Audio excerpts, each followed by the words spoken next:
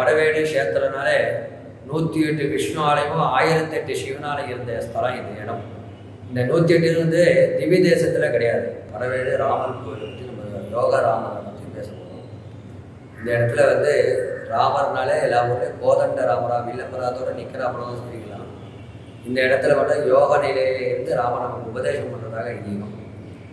கால் மேலே காலை தரித்துட்டு வீராசனம் அர்த்த பத்மாசனத்தில் ராமர் கோதண்டபாணியாக எல்லா ஊரையும் கோதண்ட ராமரா செய்கிறதோடு இங்கே யோக ராமர் கோதண்டை இல்லாமல் அமர்ந்த துறந்தோடு மாம் ஏகம் சரணம் பிரஜா என்னையே சரணாகதி அட அப்படிங்கிற பெருமான் வியாக்கியானம் அப்படின்ட்டு யோக நிலையில் பக்கத்தில் சீதா பிராட்டியோட.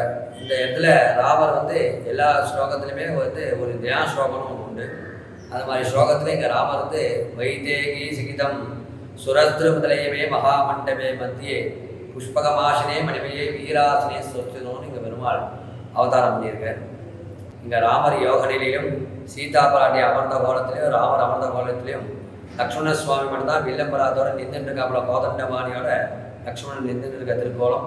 எதிர ஆஞ்சநேயர் வந்து அமர்ந்த கோலத்தில் ஓலச்சோடி கையில் வச்சுட்டு ராமாயணம் படிக்கிற போல திருக்கோலமான ராமர்.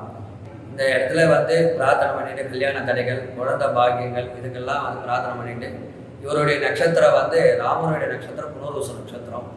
இந்த இடத்துல புனர்வசு மாதம் அவர் சுவாமிக்கு அபிஷேக அலங்கார நைவேத்தியம் உண்டு.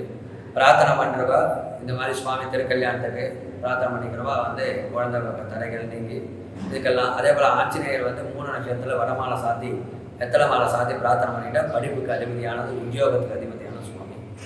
ஆறு பேருடைய செல்வம் வாழ்ந்த இடம் இது படவேடு ராமர் கோயில்.